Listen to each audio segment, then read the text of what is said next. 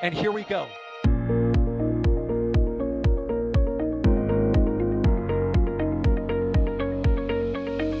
have liftoff. Propulsion continues to be nominal.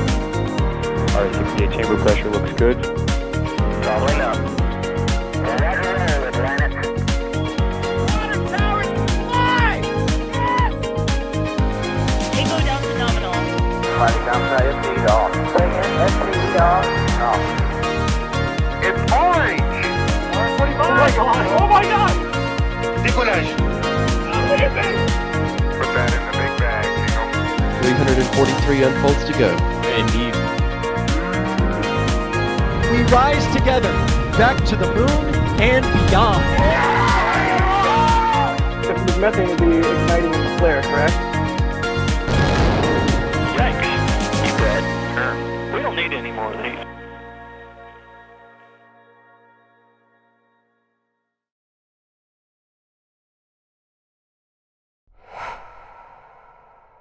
Good evening, everybody, and welcome back to another NSF live stream from right here on the Space Coast of Florida.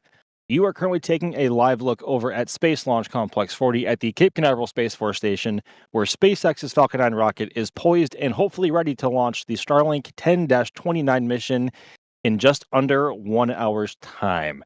Seeing a bunch of 5x5s in chat, y'all, I would say we are off to a pretty good start this evening, and it's not quite the morning yet, which is actually a pleasant change for Starlinks.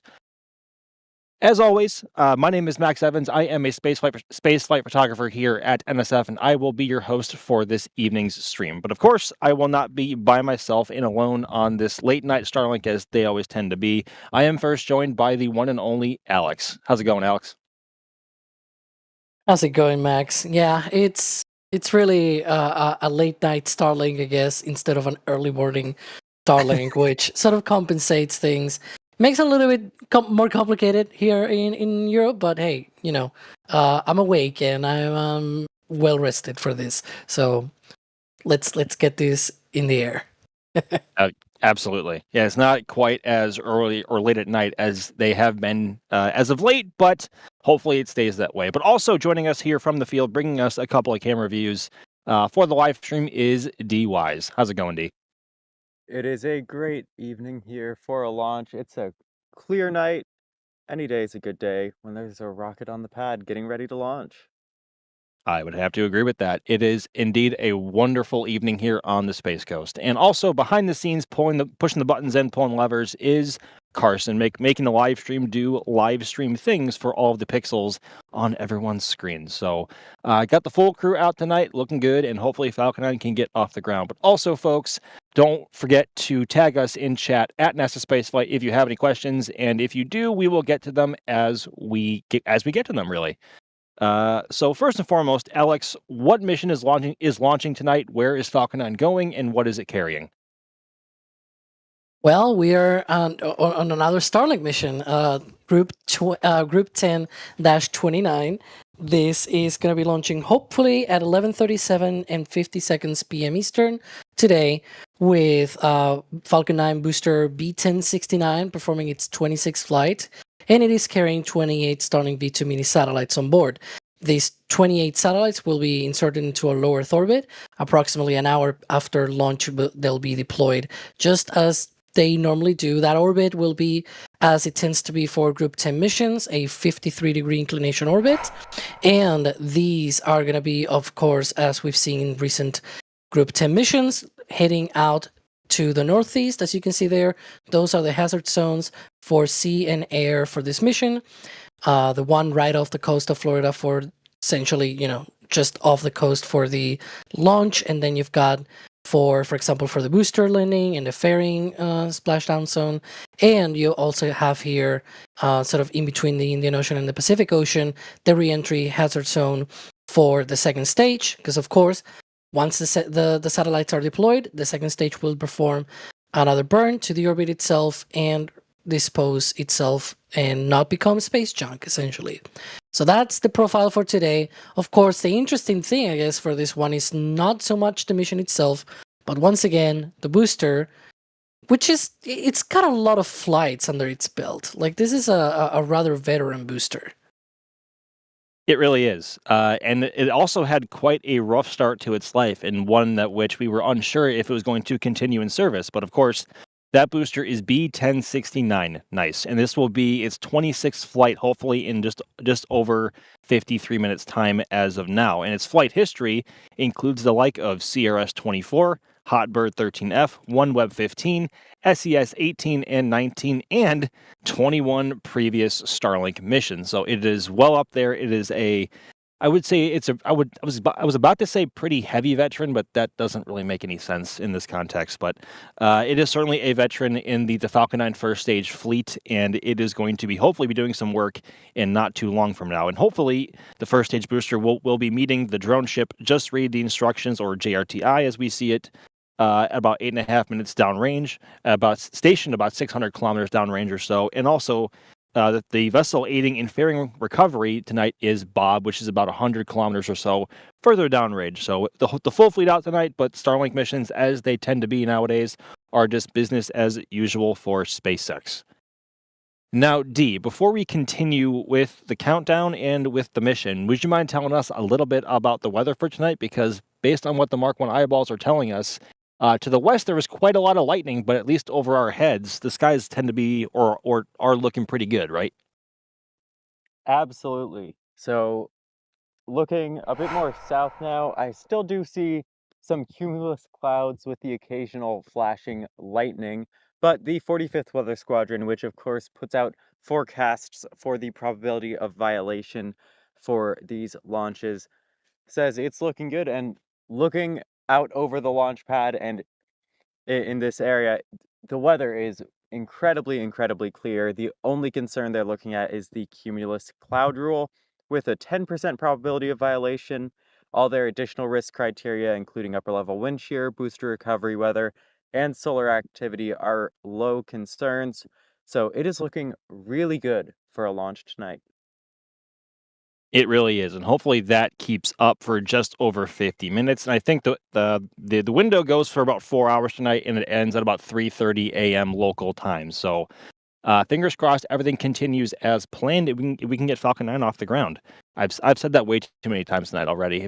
If there was a drinking game for saying getting a Falcon off the ground, I'd be for sure losing it. But I think we should first mention that 1069, as we had mentioned earlier, had a pretty rough start to its life, and that during its first mission in December of 2021, the CRS-23 mission, no, I'm sorry, CRS-24 mission, it had a rather rough landing on the drone ship out in the Atlantic Ocean because of some, I guess, very high swells out in the sea. Alex, do you know any more about that?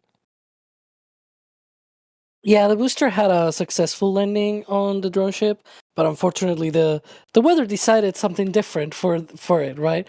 And so it started wiggling about, and one of the legs sort of had a bit of a rough time. But fortunately, the booster was never lost. It never toppled over. It never got to that point, right? And so it was able to survive through and get back to port and be reused many times afterwards. The engines, though, the engines got a little bit damaged, right? We saw that when it arrived, that the engines didn't look happy. But hey, that's just one part of the booster. The tanks remain, the thrust structure, the legs, etc., etc. A bunch of things still remain, and obviously they were able to reuse most of that. So good for them. They now were already. Go ahead. No, you. No, I was just going to say that based on what we saw, based on it coming back into port, the bells looked really crushed, and we weren't quite sure if that damage was limited to the actual engine bells themselves, or if that extended upwards into the thrust puck of the booster, and if that was the case, or worst case scenario, if that damage even propagated even more northern on the booster. And we were pretty convinced, at least most were, that the booster was going to have to be scrapped based on how much damage we saw. But obviously, it has flown 24 more times since, and tonight will be its 26th, hopefully. So SpaceX is no stranger to MacGyvering solutions for certain rockets, as we now have seen with Ship 36 and now 37 over on Launch Pad A or 1 or East, whatever you want to call it, down in Starbase for a static fire test there. But Yeah, SpaceX. If there's anyone who is ever so qualified to make repairs that anyone didn't really see possible, it is for sure SpaceX. But this booster was down for a pretty long time afterwards. So, but here we are. Right, I'm going to hit some questions here while we have the time. And actually, I'm going to start off with a question here from Brian about Starship of all things, because Starship is coming here. It is becoming an increasingly popular topic to talk about in Florida, asking what are the regulatory considerations to be allowed to overfly land for a Starship catch attempt? Alex? Well, mostly what you need to take into account, there's like these different criteria, such like probabilities mostly, right? Where you have X amount of probability of hitting somebody, of injuring people, or like getting somebody killed or something like that, right? Because of that risk that you incur because you're flying something over people. A lot of folks don't really understand though that SpaceX is not new to flying spacecraft re-entering from orbit over people. So when Dragon re-entered and landed off the coast of Florida, if you come from the south, you are essentially re-entering in depending on the trajectory, you're either over Central America or Mexico, essentially at the beginning of the re-entry. And then it splashes down either on the Gulf or on the East Coast. That's no longer the case because they moved to California, but that used to happen. And if it came from the north, because it could also do that, then you're talking about overflying a lot of the, the southern portions of Canada. You're talking about essentially flying through the middle of the United States. Several states saw at some point some of these Dragon re-entries when that happened. SpaceX is no stranger to that sort of thing, so they'll handle that. One of the most important things that they need to of course go through is ensuring that things like, for example, the TPS, the thermal protection system, works on Starship, right? And so they're trying that with repeated suborbital attempts re-entering over the Indian Ocean. That way they are able to do that. And of course, the problem right now is that they have not gotten any of that, for example, for Block 2, unfortunately. So they really need that re-entry data, not just for usability, but also for all of these studies and things that they need to go through with the FAA in order to ensure that they can re-enter over land, right? But as I said before, they are not strangers. With Dragon, they had the sort of advantage, I guess, that they had 20 Dragon 1 flights landing in the Pacific Ocean. I guess 21 considering COTS 1, for example, in December 2010. But that's the point, right? That by building up that knowledge, you eventually go to a better version, Crew Dragon and Dragon 2 cargo, and then those also started to overfly populations and things like that. So Starship will get there, no matter what. It's just bound to happen. It's not about if, but rather when. At least that's my opinion. Yeah, and we were kind of hoping to see that by this point, and there are only 2 Block 2 versions of ship left, both Ship 37 and Ship 38. Yeah, and honestly, those might be the last launches we see this year of Starship. And I think the current, projection for Flight 10 is going to be, I think people are saying mid-August, and then probably sometime in September for Flight 11, assuming all goes well. But they still have a long way to go to get Pad B or Pad 2's hardware up and running with the launch mount. And also, we haven't really seen much in the way of V3 hardware, let alone V3 hardware that is finished for booster and ship. There is still a long way to go. And of course, they need that Block 3 or version 3 versions of the hardware to also fly from Florida, which they were also hoping to do by the end of this year. So definitely, well, I shouldn't say definitely, but hopefully by the end of Q1, Q2, we will start seeing major activity here picking up at the Cape, and by that point, hopefully, they are well in pursuit, if not already have achieved a ship catch in Starbase. So it's going to be quite the achievement whenever it comes. Yeah, and I will also add on to that it sucks. Yes, there's no way to say no to that, right? It does suck that Starship has not had a good year, right? But Yeah. these things with SpaceX, they always take the opportunity to learn and to improve upon that. And it happened with Falcon 9 multiple times in the past. Even last year, they had an issue with one of the Falcon 9s during launch, and then another one the next month with a landing, right? And even earlier this year, they also lost another booster after landing, and they had a Yes. second stage, not the orbit. Like, issues happen, and the point is not about, making it all doom and gloom, but like, yeah, maybe in the moment it does suck, but if you come out of there from that sort of issue better, that's the goal, right? Like, you got to come out better from that. And I feel like the past of SpaceX shows that they can do that.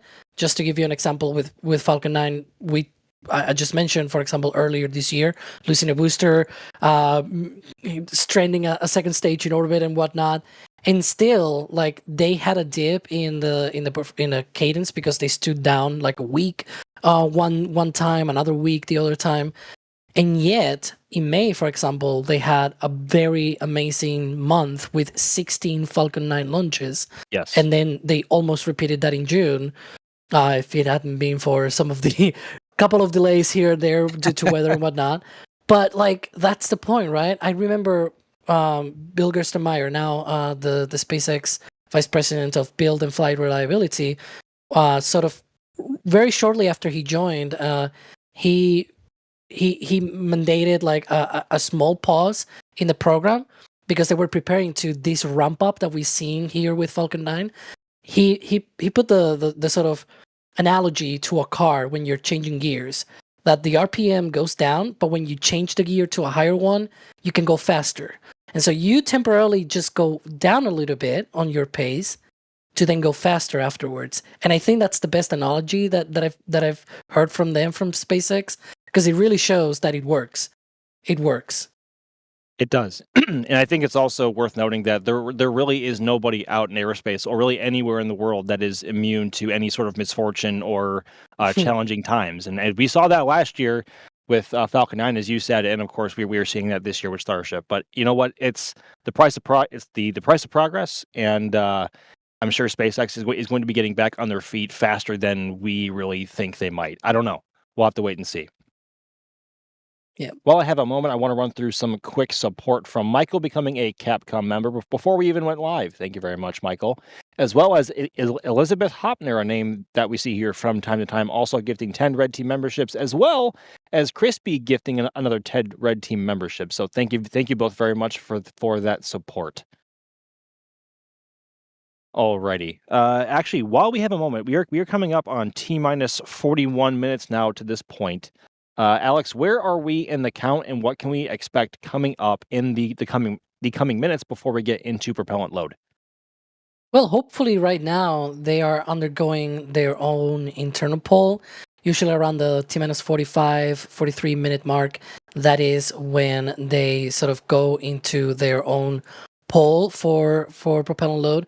So at T-minus 35 minutes, that's when they start the propellant load. And ahead of that, they have this sort of internal electronic poll. I guess it's the same, but whatever. And at T-minus 38 minutes, that's when the launch director verifies that everything is go for propellant load. Fortunately, as we always say, Starlink missions don't get any sort of, mission control loops or anything like that.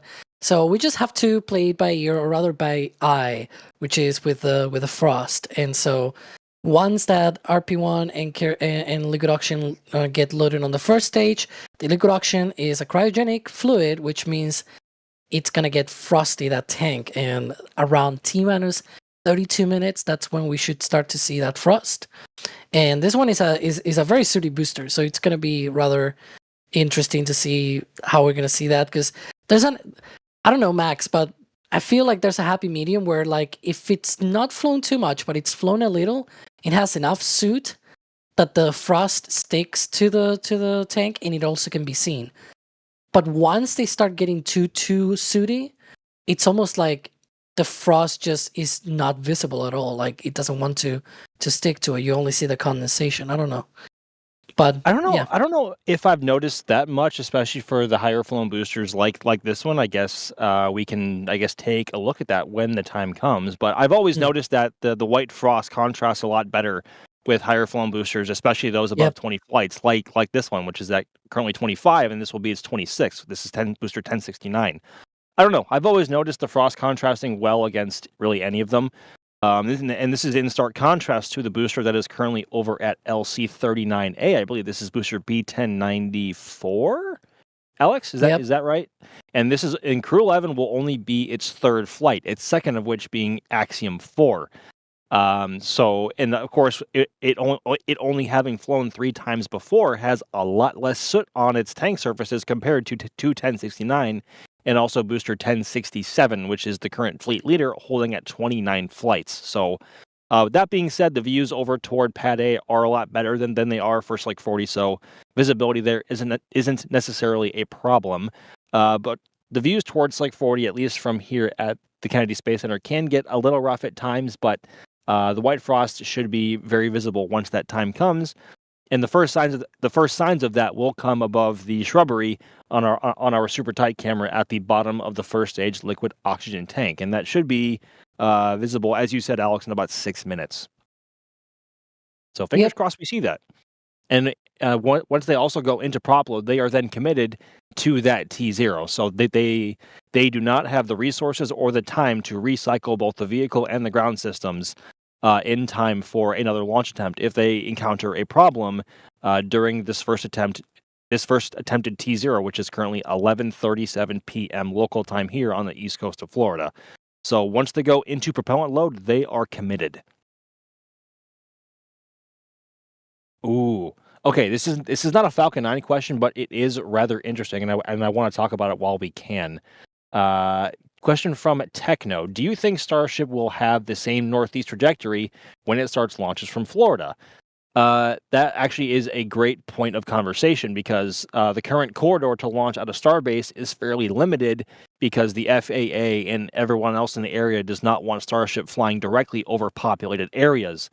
I mostly being Cuba and of course the panhandle of the main peninsula of Florida. So they have a very narrow window to launch over the Gulf.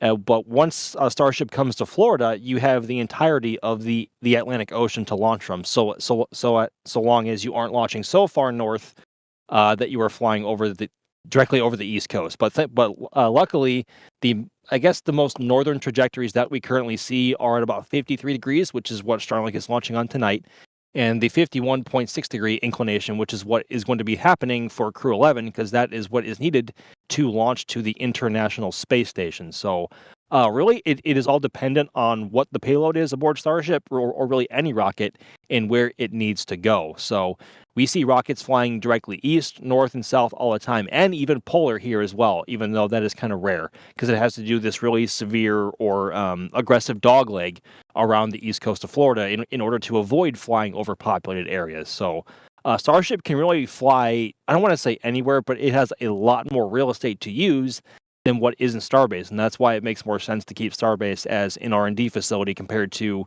the KSC and eventually Slick 37 over at the Cape Canaveral Space Force Station. So, Alex, do you have anything more? Yeah, we actually have from the paperwork for both LC39A and Slick 37 that they are indeed going to go northeast and southeast. The southeast missions, sort of like the ones that we see, for example, on Group 6 missions, to 43-degree inclination, sort of going a little bit around of the Bahamas and whatnot. But pretty much, there we go. That's the one for 37, but there's a similar map as well for the 39A paperwork for Starship. So yeah, we're gonna see the same. So far, it doesn't seem like they're looking at polar corridor launches from either of those launch sites. There we go. And so, well, you got to start somewhere, right? You got to start with the easy ones, I guess. Northeast, southeast, east, and whatnot. Then they'll probably start asking for, can we do at least, I don't know, 5 launches a year or something like that? There are polar corridors or something like that. But yeah, there you can see, for example, they're asking for 44 launches from 39A. They're asking for 76 from 37, right? So it's a lot of launches. But if you can have like a handful of them, maybe to polar orbits, then they can put, some satellites into sun synchronous or something like that, just like we see for Falcon 9, right? And so, we'll see when they get there. But at least the normal inclinations and trajectories and whatnot, those will be covered there. If you are south of the Cape or the Kennedy Space Center, a polar trajectory is an absolute sight to behold, because basically Falcon 9 is almost flying directly over your head, and you can see like the entire side profile of Falcon 9, which is unique because if it launches anywhere eastward, it's flying directly away from you or almost directly away from you. So you see a direct side-on profile when it launches polar, and if Starship can do that, that's going to be an absolutely insane thing to see, especially whenever the booster comes back. So fingers crossed that they can get that set up hopefully soon, but it took Falcon 9 10 years to launch polar for the first time, so I would not imagine that happening really that soon. Now, I know this is not a super late night stream tonight for us folks, but we know it is still late for a lot of people, especially those in Europe. So just as a reminder to share the stream and tell your friends, tell your family, tell everybody that we are on for tonight, and keep a lookout for Falcon 9, either on your screens or on the East Coast, wherever you may be. So thank you very much, everyone, for tuning in. Now, at this point, we should be into propellant load, being past T-minus 35 minutes, and I think it's safe to say we are now on frost watch. And the bottom of the first stage LOX tank is right where the shade on the booster goes from dark to a lighter tone, and so that is right above the shrubbery there. And we should start to see a bit of frost there, hopefully in about a minute or two, depending on the conditions outside. Sometimes it takes a bit longer for frost to form, but it is very warm and humid, as it normally is here at this time of year in Florida. So hopefully in just a few minutes, we should get visual confirmation that we are in properly. I see some whips of vapor there. Oh, you're right. You see it? Yes. So speak of And the devil. Yeah, look at that. This time, the shrubbery, the trees and whatnot is not covering it, so we can see it right as it happens. And there you can see now it's getting a lot more frosty. That's definitely 100% indication that propellant load is underway. That's great. Very good. And they only have about 34 minutes or so to fully fuel Falcon 9 on both LOX and RP1 tanks on both stages. So the flow rate of those pumps is pretty severe, and that's why we see the frost rising pretty rapidly on the first stage there. So we are underway, and then we are on target for an 11:37 p.m. T0 here on the east coast of Florida. All right, more questions. Ooh, from Dylan, really quickly, I want to hit this one for visual's sake. This launch could be the first time I see a space launch while down at Disney. Could we get a visibility circle? Carson, I don't know if we have a visibility circle on hand at the moment, but I can tell you that if you're watching from Disney and you're looking eastward towards the time of T0, as long as you have clear skies, you should absolutely see tonight's launch. Orlando is kind of far away from the East Coast, but it's about 30 to 40 miles, depending on where you are. But Falcon 9 flies high enough, and it is bright enough, especially against a dark night sky, that seeing it at night should absolutely not be a problem at all. So absolutely, you should see it, and you should also see it if you are even farther west on the west coast of Florida, or even as far south on that side as Naples. I have seen pictures of launches from Naples before. So yes, launches can be seen from very far away at night because of course it is so bright in contrast with the night sky. And also, if you were on the East Coast and you were in like Georgia, South Carolina, North Carolina, even Pennsylvania, even though there is no real possibility of a jellyfish tonight, you should still see Falcon 9's second stage streaking over against a black sky, weather pending if it is well for you or not. So visibility for these launches at night ranges far and wide. So, but very long-winded answer, but you should be absolutely able to see it from Disney, 100%.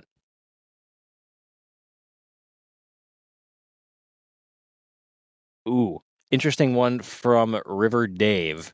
SpaceX has had great second stage footage for a while now. Any idea how many great cameras they have been expended so far? Well, every single one that has ever launched on an upper stage. I think that's that's fair enough to say. I don't know. I'm not sure how many exact cameras they have on the upper stages. I think it's probably a handful or maybe more. Not all are meant for live streams, and a lot of them are meant just for engineering cameras. But don't think we have an exact number on that. But the answer, I think, is many. I think I already answered this. So somebody else actually asked the question about the Starship flight plan or flight path in chat, but I think we already talked about that. So that's that taken care of.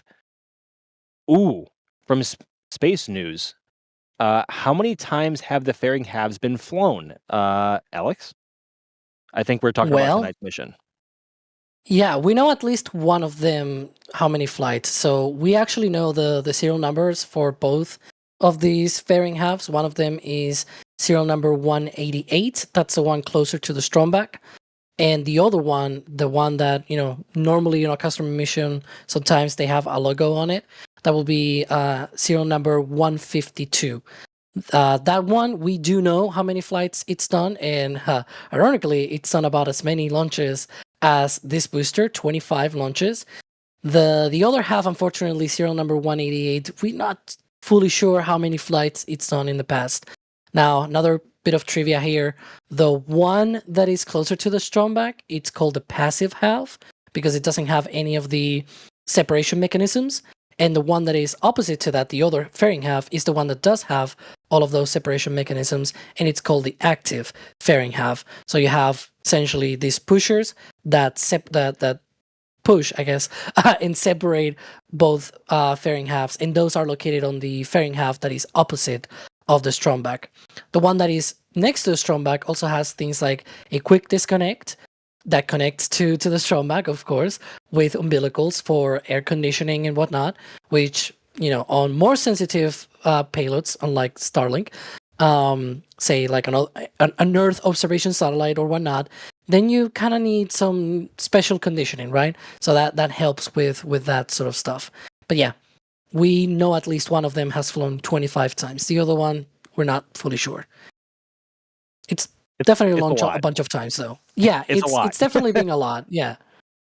And Falcon 9 is a mostly reusable rocket, and the fact that they have been able to reuse these fairing halves as much as they have is a testament to how they're built, because they are incredibly expensive and probably one of the easiest or most costly items to expense quickly besides first stage boosters. And essentially, the fairings themselves, once they separate, they are their own individual spacecraft, and that they have their own avionics and guidance systems. They have their own RCS thrusters to position themselves for reentry. And of course, they also have their own parachutes for a soft splashdown either in the Atlantic or in the Pacific Ocean. So, yeah, they are magnificent pieces of engineering by themselves. And it takes a long time to make them, so their use, like even if it costs them the same to reuse them, it still pays off because you can launch a lot more often, right? So in a per time basis, you actually save money just because you can launch more times in the time that you are essentially making one of these fairings. And these fairing halves, they can be reused rather quickly. Like I think one of them on this flight flew like a few weeks ago. I have here serial number 155. The 152 flew on Starlink Group 10-28, which was at the beginning of the month, July 8th. So like less than a month in between flights. Yeah. So very good. Rather quickly.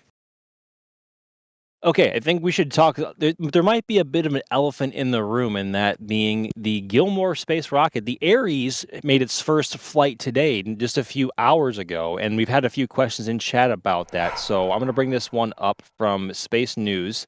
Do you guys think the Ares rocket lost engines on liftoff, and it looks like they lost 2 engines? Yes, it looks they definitely lost engines after a few seconds on liftoff. As you can see, they have about all 4 running in this image, but I think they lost more than one. I think it's safe to say, because that thrust to weight ratio was not above 1. That's why it was doing kind of like a pseudo hop, and it went over, thankfully, away from all of the launch infrastructure before it impacted the ground. But we are still waiting on any more footage that Gilmore will provide, either wide or tight, depending. And so we can't really see what else happened with the rocket other than some footage that was shot. But I think it was Aussie that had some pretty good views from a local area. So waiting on more official word. But it was quite the sight to see. What do you think, Alex? Yeah, they seem to have had a rough start, I guess, with those engines. We could see there are some of the pictures, and here's a statement from the CEO. Got off the pad. I'm happy. Of course, I will have liked more flight time, but I'm happy with this. So yeah, to be expected with the first flight of a brand new rocket. I believe it was, at least as far as I know, maybe somebody can correct me, the first orbital attempt with a hybrid rocket. So it uses essentially sort of like solid fuel but liquid oxidizer. So it's like a hybrid between solid and liquid propellant. And there are other companies out there developing that for orbital rockets, of course. But this was, I think, the first attempt at reaching orbit with a hybrid propellant rocket, or whatever you can call it. But essentially that, yeah. It was a sight to see, nonetheless. But props to all the teams over at Gilmore Space, because that was not an easy feat at all, especially for the kind of vehicle that Ares is. So we hope to see them back very soon. And thankfully, it didn't come down, at least from what we can see, on anything super specific in terms of the launch infrastructure. So hopefully they can get back on the pad sooner than later, and we can see flight number 2 get farther than flight 1. Cross your fingers. I want to hit some support really quickly here from Joshua, becoming a Capcom member. Joshua, thank you very much. And also a $5 super chat here from Ethereal Swordsman, a name that we hear or see here pretty often. You think Falcon 9 fuel pumps are fast? Starship makes it look wimpy, though. Still boggles my mind at how fast they feel super heavy. Yeah, and it's only going to get faster over at Pad 2 once those pumps are fully online to pump methane and liquid oxygen into the Block 3 boosters. I don't know if we've talked about or speculated on any kind of fuel rate, but it sounds like they want to fill both ship and booster in under like 30 minutes or something. At least that's what it looks like. Alex, what do you think? Yeah, approximately the same time than they do for a Falcon 9, but for a rocket that holds 10 times the mass of propellant. We're talking about mass, of course, not the volume. But yeah, like in terms of the mass, Falcon 9 carries about 500 tons of propellant between the kerosene and the liquid oxygen. Carries a lot more liquid oxygen than kerosene, but it carries around 500 tons. With Starship, right now it's almost 5,000 tons. The next generation booster and ship, between both, it's going to be a little bit over 5,500. So it's going to be 11 Falcon 9s, actually, when that happens. So it's going to be quite interesting to see. Talking while muted. I was just going to say, I wonder how those pumps are going to sound, because we hear the system running for the deluge system over at Pad 1, and we hear those pumps screaming to get the flow rate needed to suppress the exhaust from 33 Raptor engines, and that's only for 10 to 15 seconds at most. These pumps have to be running for tens of minutes at a time to make sure all sorts of cryogenic propellants get to where they need to be. So hoping we see that by the end of the year, but that kind of feels like wishful thinking. I feel bad saying that. But again, as we say often, I hope we see it sooner rather than later. Speaking of sooner rather than later. Ooh. Yes. What's going to happen soon? I was trying to stall for that one just a little bit longer, and I guess we can for a little bit longer, for 10 seconds longer or so. Alex, what are we about to see, and what are we on the precipice of? Yeah, so we should have, hopefully any second now, there we go, the T-minus 20-minute event happening there at the Stromback there at Slick 40. And as you can see there on the timeline, we call it sort of the Lux chill down, mostly so that we can fit it in the timeline. But the long story of that is they're about to load liquid oxygen. As you can see, they are on the second stage in less than 4 minutes, and they have to chill down those lines ahead of that. So they're conditioning that. That T-minus 10-minute event is gaseous oxygen, escaping the Stromback. Lots of people probably here that have heard me talk about this a long time, but hey, if you're new, say it in chat like, hey, I'm new, I like it, that you explain it or something, I don't know. We got a lot of people always saying, oh, you're always repeating the same, but you never know when somebody new is going to come here, so I don't know. It's always interesting to mention it. It's also pretty obvious too, so it's not like we can't talk about it. And it also is Yeah, pretty. of course. It is, yeah. And as you can see, there is a bit of a breeze going a bit north tonight, and usually a telltale sign of how the weather is here in Florida is just how thick and I guess fluffy or just how quickly that plume moves based on either wind direction, humidity, a whole bunch of other factors. And obviously, it is a very humid and somewhat breezy evening here tonight because that plume or that vapor cloud is going a bit farther from the pad. Whereas if the air was stagnant, it would just be falling straight down and covering Falcon and most of the crew access tower, which is a sight to see. But there is a bit of a breeze. But honestly, it isn't really even that bad. I know the flag here over at the KSC press site is blowing a little bit, but based on how humid and kind of warm it still is, that breeze does feel kind of nice. D, I know we haven't talked to you in a minute. How are you feeling down there? How are the bugs, and what cameras are you running tonight? Yeah, so the bugs are actually not too bad. I will say, to touch back on the weather, there have been some more clouds coming into the area. I wouldn't say anything concerning. They're not over the launch pad itself, more over the press site here. There have been some mosquitoes out, but shockingly not bad after the bit of a rainstorm we had earlier today. I expect them to be far worse. As far as cameras for today, the view you're looking at right here is a wide shot that I've set up. It's about 70 millimeters just to capture the rocket going up with some perspective, and whether it ends up uh, getting hidden by some clouds or anything like that. That's just a wide shot to sort of see the illumination in the foreground. If we move over to one of my other shots here, I've got an up close shot of the rocket that you've been looking at this whole time. This is my usual tracking camera I've got on a tripod that'll be recording slow motion, so be sure to stay tuned till the end of the stream to get a slow-mo replay. And then my last camera for tonight is this one, which it's a slightly wider shot. It might be a little bit wobbly. It is a rather tall tripod, I guess I'll say, that helps provide a little bit more perspective on ground infrastructure and maybe peek over the bushes a little bit.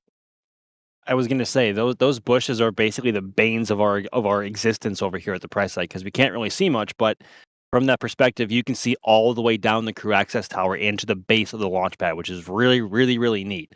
You can't otherwise see that unless you go over to the Cape Canaveral Space Force side of the base and get a much closer perspective. But alas, we cannot get that tonight. But that view is still killer. And as you can see, the T-minus 20-minute vent has stopped, and that is our visual indicator that prop load for, or I should say liquid oxygen load for Falcon 9's second stage is well underway. So things progressing as they should, and keep your fingers crossed it stays that way.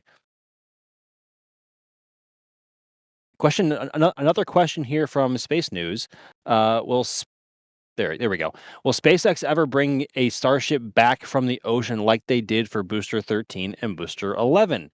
Well, first of all, assuming a Block 2 survives reentry in one, or I was going to say in one piece, but in one larger, I guess more controlled piece, I think it would do SpaceX a lot of good to have that bit of hardware at least analyzed either on the spot or towed back to the nearest friendly bit of land over there, because really the Indian Ocean is quite vast. They can look at anything from the thermal protection system, or the TPS as we often call it, because we know that the TPS team over at SpaceX has been waiting a long time to get data, or to get heat shield data from the Block 2 version of ship. So that would do them a lot of good on top of all the other structures or structural items on the Block 2 ship that they still have yet to test during a controlled reentry. So hopefully it stays in one piece and it floats. of course, but I think it would do SpaceX a lot of good to have all that analyzed. Alex, what do you think? Yeah, one of the things that sort of will need to happen if they wanted to recover a ship is, as you mentioned, the Indian Ocean is very vast, but also one problem is if it sinks, those waters are really deep. It's not like out there a few Yeah. kilometers off the coast of Texas, right? Like it's rather deep down there. It's like thousands of meters deep, so it's not as easy to recover one of these, right?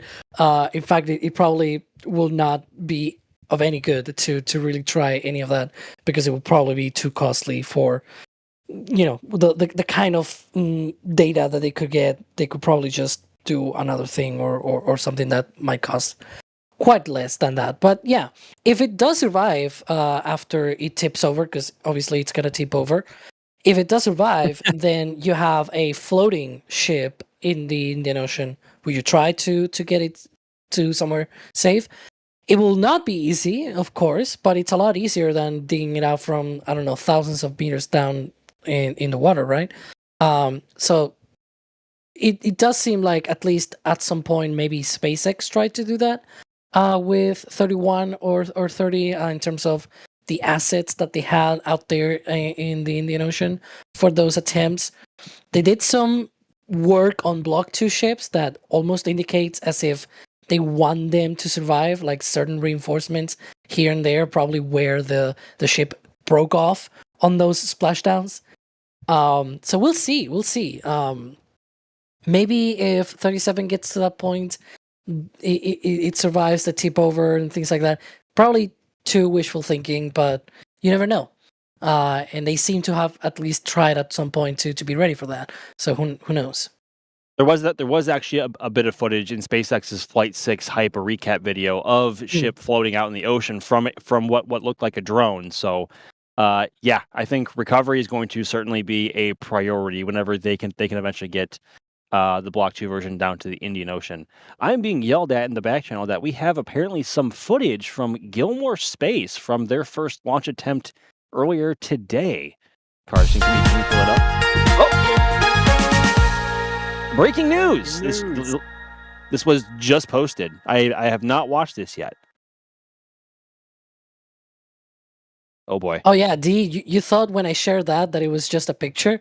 No, I clicked on it, I realized it was video, and then I sent another link that embedded the video Oh properly. yikes. Oh, So they've look at already that lost. engine sputtering. They already lost 2, and it looks like 1 was down to half thrust at that point. Ooh! Yeah. From that perspective, mean- it looks really close by. Yeah, let's watch that again. So it looks like they had all 4 initially. It's interesting because they also held it down quite a bit, probably did. because it was the first launch. And then right off the pad, one of the engines, see? And then a second engine fails afterwards. And that's And when then it looks like one of the engines in the back there was kind of sputtering at almost half thrust or so. Yeah. So either way, the thrust to weight ratio quickly went from above 1 to below 1, and it came down and impacted the ground.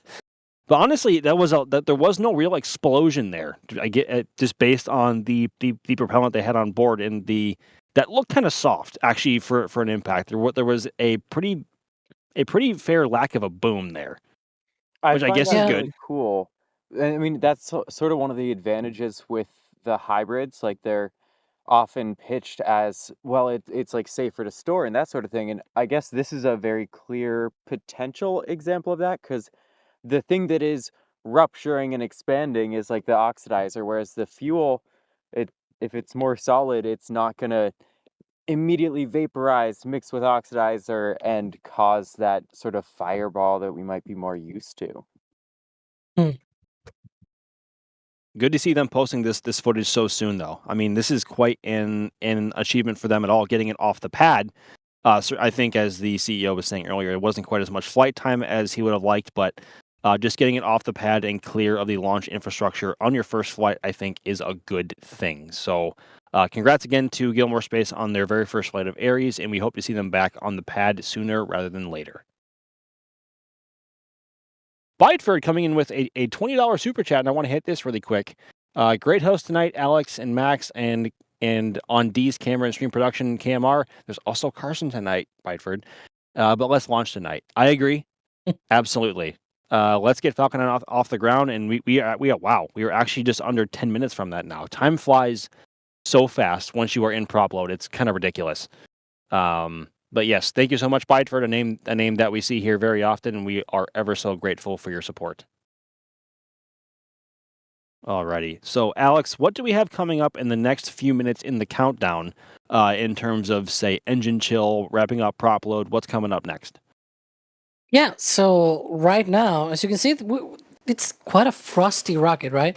Well, one of the things that is going to happen soon will be the end of kerosene load on the first stage. So that already was wrapped up on the second stage. The second stage got all of its fuel kerosene around the T-20 minute point, just as we saw there at the same time as we saw the T-20 minute event. Also, very shortly here, in less than 2 minutes, will be the beginning of engine chill. Very similarly to the T-20 minute event on the Stromback, conditioning those engines to be able to fire properly, right before liftoff, and not have any problems with flash boil off of the liquid oxygen, the metal in the pumps on the engines getting cracked or anything like that. We don't want any of that. So of course they have to be prepared for that. So those are the main two things happening shortly. After that, we're gonna have the Stromback retracting. The top cradle arms on the Stromback will open. The Stromback will retract about 1.8 degrees away from Falcon 9 and clear the way for the liftoff, hopefully later in just a bit over 8 minutes from now. But yeah, and then again, wrapping up also liquid oxygen load on first, second stages. We'll get there when we get there. I guess we will. And also, folks, really, really quickly before we move on to the countdown, I want to make sure that we also remind you of some of the best ways that you can support us here at NSF. And that being the shop. And of course, we have all of our summer collection now up and running. We have, of course, our Dragon and Falcon Recovery Hawaiian shirts in a variety of colors. These are actually pretty sweet. I have a couple of these, and I actually can tell you honestly that these are really, really good shirts. Feel free to get yours while you can. I don't think they are limited, but they are also made here in the good old US of A. So we are very proud of these. We also have shorts that go with them as well, and also our summer lightweight tees, which were just recently added within the last week. So this is one of the best ways you can support us here at NSF and keep the lights on and keep the streams coming for you all to enjoy. But I also want to remind you all that support here does not need to be monetary, and that it really can be as simple as dropping a like on our videos and streams, and of course hitting that subscribe button and telling your friends and family about us is really more than enough for our mission here to document this modern era of spaceflight near and far. So thank you very much, everyone, again for coming to hang out and hanging with us as we get closer to T0 right now. But D, I believe it is time to send you off and go work on some cameras for tonight's launch. It is looking good. I'm very excited for this mission. It's a great day for a launch. It's not your ordinary Starlink, and I will see you all on the other side. Indeed. See you on the other side, D. Want to hit some support really quickly. Dash coming in with, holy crap, 10 gifted Red Team memberships, and then Ken Schaefer gifting 20 Red Team memberships. Holy cow. Guys, you are so generous. Thank you so much. Wow. Jeez, I honestly don't, I'm a little caught off guard there. That was very generous of you guys. Thank you so much. That really means a lot. Okay, where are we at now? Just over 5.5 minutes down until T0. And actually, I want to pull up this question while we still have the time. Has SpaceX ever put a camera on a fairing for the return and pickup? And are there any videos of Bob and Doug going to retrieve them? Yes. And one of the most famous examples of that was the video taken from the fairing half from the Falcon 9 Viasat-3 Americas mission back in April of 2023, where the fairing came in and re-entered the atmosphere faster and farther down range than any fairing had before then. And there was quite a rather impressive plasma plume curving around the blunt side of the fairing and right to where the camera can see it. And it's a variety of colors. It's white, it's blue, it's orange, it's purple. It's a whole bunch of just great colors and everything else that comes with plasma. There are also some. There is also some footage out there of Bob and Doug, and also the good old net ships out there, Go Mystery and Go Mischief, taking recovery efforts into account for the fairings and going after them, even though Go Mystery and Go Mischief were not really that successful, and that is why Bob and Doug now scoop them out of the water. So, yes, there is footage of them, and you can also see Bob and Doug and also the drone ships that the Falcon 9 rockets land on coming back into port whenever they come back on the East Coast on our very own Space Coast Live 24/7 stream. So, yes, very long-winded answer again, but yes, they do have that. However, I'm not quite sure if they obviously don't show it on stream every time. I think that was a rather unique example with how fast and far downrange they were coming in. One more question here from Vinny before we get into the meat of the countdown. What is the most satellites that I think Starlink satellites that they can send at once into space? Are they looking into increase the number, or are they at the max? Alex? Well, it depends on the trajectory as well, right? One of the things with launching into orbit is that you've got Earth's rotation, right? And so, if, for example, you want to launch east and get your orbit, as lowest inclination as possible, then the Earth's rotation helps you get there. Unfortunately, though, if you want to reach a higher inclination, you're actually going against some of that velocity from the Earth's rotation. And if you try to go polar, for example, you actually have to eliminate entirely that speed, that boost from Earth's rotation. And so that means spending a little bit more performance. And so depending on the trajectory of that you're trying to get to, then you carry X amount of satellites because that's what your rocket can do. The maximum that we've seen has been 29, but that's been to a 43-degree inclination orbit. So that means it's essentially the lowest, and that's great news. And so that was the lowest that we've seen a Starlink mission being launched into. Then, for example, this one, it's going to a 53-degree inclination, meaning that its orbit is inclined 53 degrees with the equator. And so they can only carry 28 as the maximum instead of 29. So one satellite, one fewer satellite there on the stack. When they do, for example, launches to polar orbit with Starlinks from the West Coast, they can only launch 24, for example. So it's sort of that game of where you go determines what sort of payload you'll be able to carry. So that's essentially. So yeah, they've been working on trying to up the number of satellites, but I guess they have to launch these 28 in less than 2 minutes from now. Two lock load is complete. And we're hearing callouts as the count continues. There is a bit of a delay between the SpaceX stream and ours, but we are hearing callouts that stage 1 and stage 2 locks and RP1 load are either finished or wrapping up at the moment. Falcon 9 will go into startup at just under 1 minute, and we should hear that call out as well from SpaceX comms. And then following that, at around T-minus 45 seconds or so, we should hear from the launch director if the vehicle and systems are go for launch with a simple go for launch call. Ground gas closeouts as we approach the T-minus 1 minute marker. We should be hearing the call out Falcon 9 is in startup in just a few seconds from now. But in the meantime, yeah, Falcon 9 is very frosty tonight, and that's how you can tell it is very, very humid. But that also means is going to be very, very noisy here at the Cape tonight. So let's listen in for that call out that Falcon 9 is in startup. Falcon 9 is in startup. There we go. There we go. Vehicle is on internal power, and its internal guidance is in work. It's a few seconds away from the go for launch call. Hopefully. Launch director, go for launch. Right on cue. We are looking good, folks. This is about 38 or 30 seconds now away from the liftoff of Falcon 9 and 28 more Starlink satellites going off to low Earth orbit. As you see Falcon 9 lift off on your screens, we will go quiet here on comms and let the sound of Falcon 9 take over the microphones and your eardrums. So that is why we may go quiet here for a minute or so. But we are rapidly approaching T0, and we are only about 10 seconds away at the moment. 5, 4, 3, 2, 1.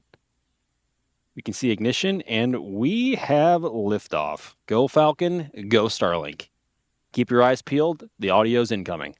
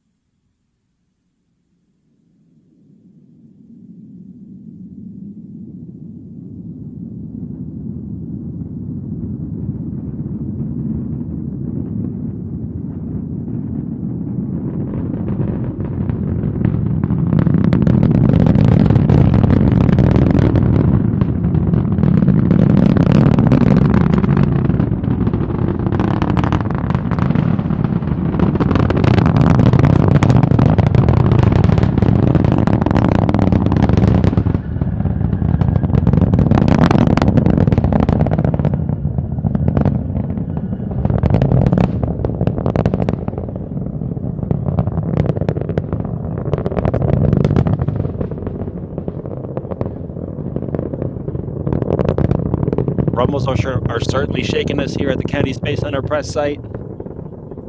Falcon 9 should be supersonic at this point and approaching the point of max Q, or maximum aerodynamic pressure on the vehicle.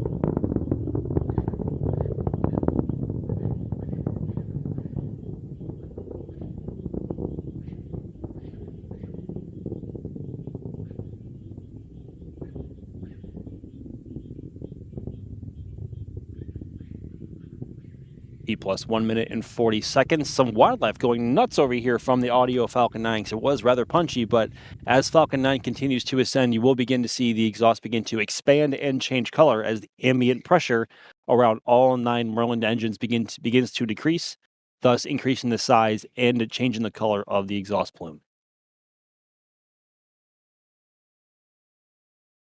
Happening right before our eyes. Now it's going a bit, it was red or orange, now it's red. Yeah. Now it's going blue. Look at that. This is now the altitude where it transitions to that. And now Approaching Miko. it's invisible. We have Miko visually and on the stream. Buzzing a bunch of stars in the background.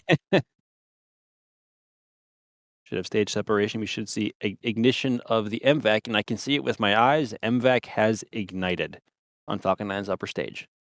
Interesting patch that they have there on the MVAC. Ooh, you're right. I haven't seen that before.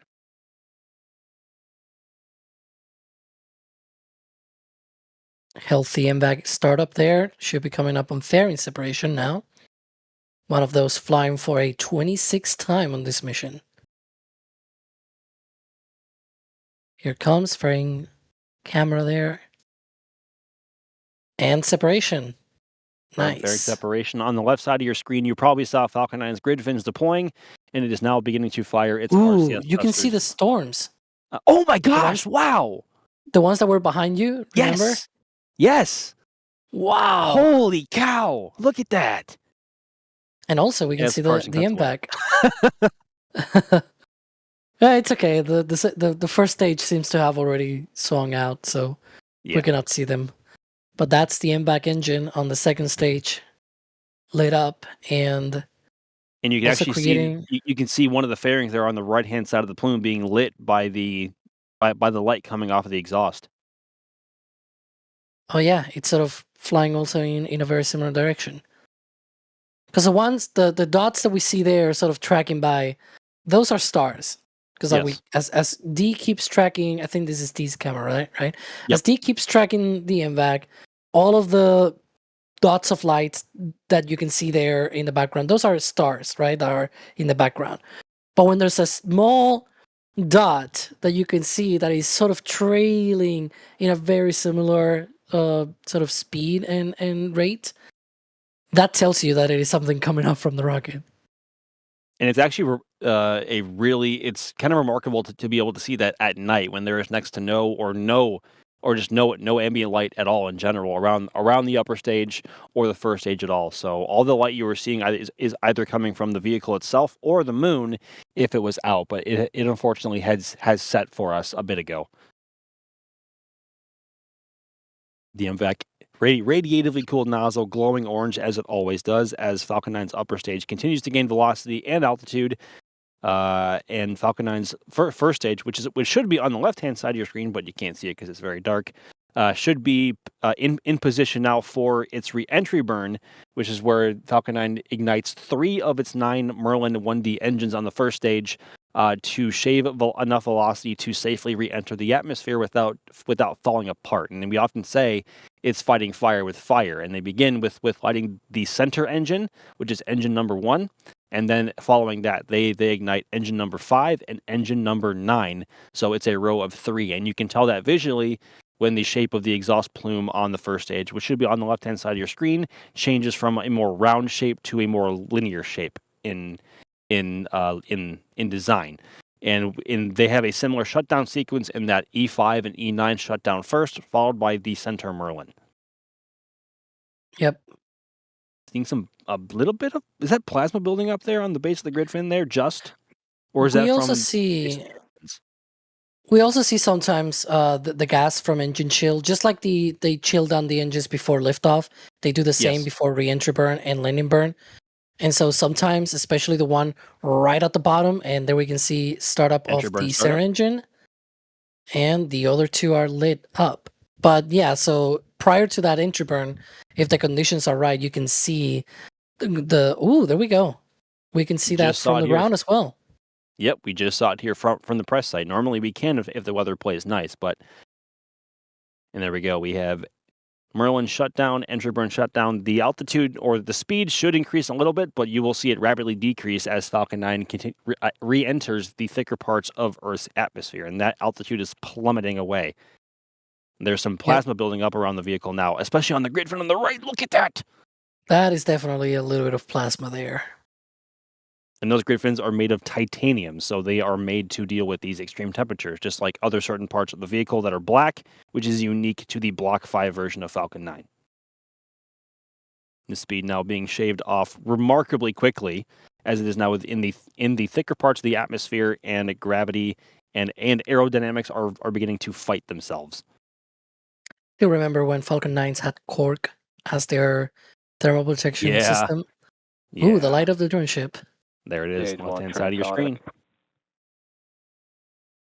We should be seeing landing burn start up in just a few seconds, and then that should be just the singular center engine on Falcon 9, E1.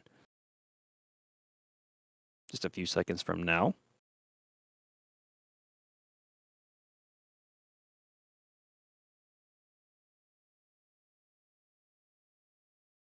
Any second.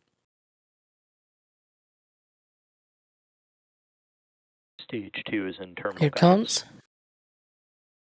There it is on the telemetry, Stage 1 landing burn. and now on the video. There we go. 26th landing for this booster. Grid fins doing their work as much as they can in the thicker parts of the atmosphere. The deluge system is visible on the right-hand side of your Landing screen leg on Just deployed. Read the Instructions. Good landing leg deploy. And she's Stage still 1 standing. landing. Touchdown for booster 1069 on its 26th Stage 50. landing on the Starlink mission on Just Read the Instructions. The MVAC on the upper stage will continue firing for another few seconds before we see it cut off for SECO number 1, or second engine cutoff number 1. And It looked right on like cue. there we go. That looked like a really smooth landing. I don't know. It really did, and that is honestly, I think, more common to see on more veteran flown boosters. Do we already have replays going? You Holy could say cow! it read the instructions. Carson read the instructions, or Cam R did, whoever's working the replays. And this is from one of our fleet cams, which is based over in Port Canaveral at Rusty's, right in the port. It's a great restaurant to go eat at whenever anyone's visiting, or for locals especially. But Falcon 9 always looks like an artificial sunrise. Do we still have a feed from? Well, not anymore. Normally we don't have feeds from SpaceX that long after SECO number 1. It's for Starlink. But as you can see, Falcon 9 looks like its very own artificial sunrise because of just how bright the exhaust is, in contrast with the dark night sky. I believe this is fleet cam number 1, I think. Fleet cam Fleet number 1. 2. This is 1, okay. Yeah, that's the one above. Yeah, that's one. You can see the.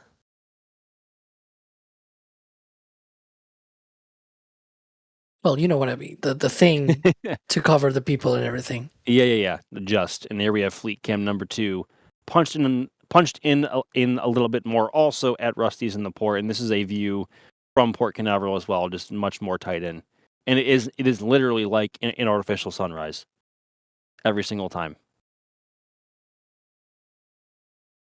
And now we move on to our robotic cameras poised over here at the press site, actually just a few feet to my left.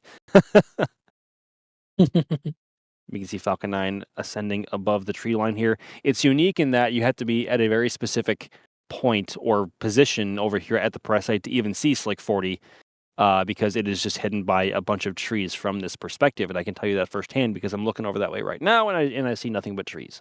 So the way it was moving through the clouds was Eh, look oh at that. no. Oh, I forgot about this. They had Who's a camera that? aimed at me. Yeah, Who's that, Max? that's me in the bottom right corner of your screen. I guess just taking it in. I guess they wanted this kind of angle. Took my right ear out of the headphones just to listen to Falcon 9 as she sings on ascent, and also listen to the VAB squeal that we always hear, which was very, very prevalent tonight, I have to say, and hopefully Dee's microphone picked it up. But it was gorgeous. There were some clouds, as you can see over the press site, but it was putting on an absolute light show as it punched through them. I believe this is from the tall camera, one of Dee's tall cameras, or the tall camera.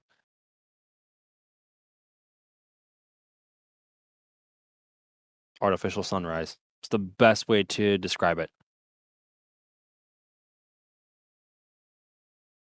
And I'm sure we'll hear it. We'll hear the audio later on. But the alligators were not happy, I guess, tonight. Nor was a lot of the wildlife, because rockets are loud and they're very good at making noise.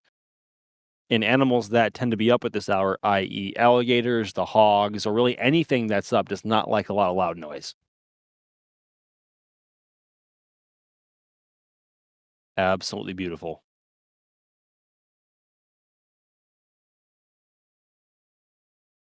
And as you can see now, Slick 40 is looking nice and empty.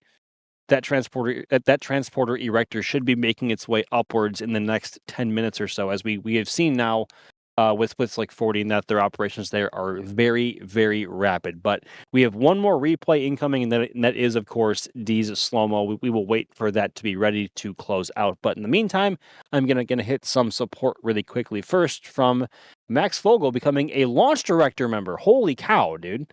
That's incredible. Thank you so much. And Chris with a $10 super chat as well, with comment, great production and tracking work. Nice job. Thank you so much, Chris. That means a lot. And Dee did a great job tracking tonight. That was absolutely spectacular. And the camera always does a great job of picking up that second stage plume. But also, it looks like we have a streak shot here from Julia. And it looks like the clouds were a bit prevalent tonight on the Space Coast, but that is how it tends to go sometimes. But you can still see Falcon 9 streaking through it. And that is still an absolutely wonderful shot. Thank you very much, Julia. Thank you for staying awake as well. I know it's kind of late for some people around here. That looked like the Max Brewer Bridge. Julia, if you're listening, I probably could just ask her in the back channel, but that looked like it was Northern Titusville, which is always a great spot to go watch from. Oh, she's typing. She just said hi. Hi, Julia. How's it going? Glad you're still awake. Well, that was over at Marina Park, which is north in northern Titusville, north of the Max Brewer Bridge, and also a great spot to watch, especially for northeastern trajectories. All right. Really quickly, while we are still waiting on Dee's slow-mo, I want to hit this question from Boost Back Basics. Has any other company attempted to reuse fairings other than Neutron? Alex? I don't believe so. Yeah, at the very least, not in this way, I guess. We did see at some point Blue Origin toying with the idea. They even did sea trials and like dropping fairings into the water and sort of trying to test as if they were picking them up from the water and things like that. So at least we know that Blue Origin was interested at some point, and I don't blame them because those New Glenn fairing halves are really huge and large, and it probably takes a while to make them. And so if they can reuse those and be able to support a higher launch cadence, for example, that'd be really interesting. We'll see if they get to that, or if they pivot to something different, like, I don't know, Neutron style sort of thing. I don't know. We'll see. They obviously have lots of different ideas for the future of the rocket, or even different rockets like New Armstrong and whatnot. So we'll see what they decide to do with that. I mean, you could also just make the upper stage of your rocket its own little spaceship and make that reusable. Cough space shuttle, cough starship, and that is a way you can recover your Yep. upper stages. But folks, I believe that is going to wrap up our coverage tonight of the Starlink 10-29 mission. Y'all, I'm going to start thanking some people. I know D has been battling the bugs and the winds and making the cameras do all that they do. So I want to first thank D, and so D can get packing up. So D, thank you very much for coming out tonight and giving us these wonderful views. Of course, it was a beautiful launch, even with those clouds that really added to this, and I can't wait for y'all to see this slow-mo replay. Absolutely. And also joining me on comms tonight was Alex. Alex, thank you so much for your insight and your knowledge as always. It's been a pleasure as usual, and hopefully we get some static firing later today already. Not 6 quite to that. Not quite. Not yet. Okay. It's not Wednesday yet. on Wednesday at Starbase, I'll also be there in that commentary. So hopefully we get some fire from Ship 37 in the right way, of course. Very good. As always, as we hope. And also behind the scenes, pushing the buttons and pulling the levers was Carson, as always. And also with a guest of Kevin Michael Reed as well, the one and only God himself. My name is Max Evans. I am a spaceflight photographer here at NASA Spaceflight, and I have been your host for this evening. And thank you very much for coming to hang out with us. We will hopefully see y'all next time for Crew 11. Thanks, everybody.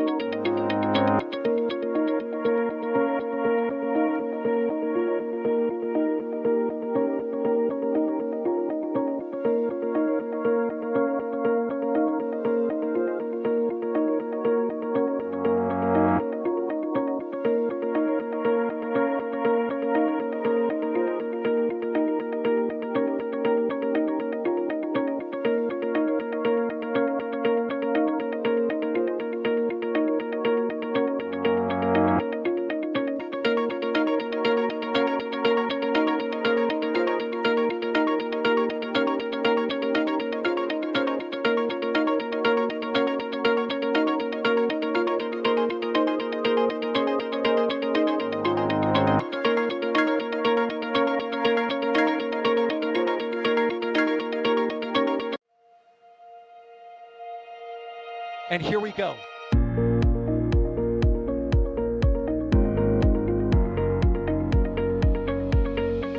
We have liftoff. Propulsion continues to be nominal. R68 chamber pressure looks good. Doubling up. Roger, roll, Atlantic. Water towers fly! Yes! Tango down to nominal. Flight downside SE off. Bring in SE off. It's orange! Oh my god! Oh my god! Décollage. Put that in the big bag, 343 unfolds to go. Indeed. We rise together back to the moon and beyond. This methane will be igniting in the flare, correct?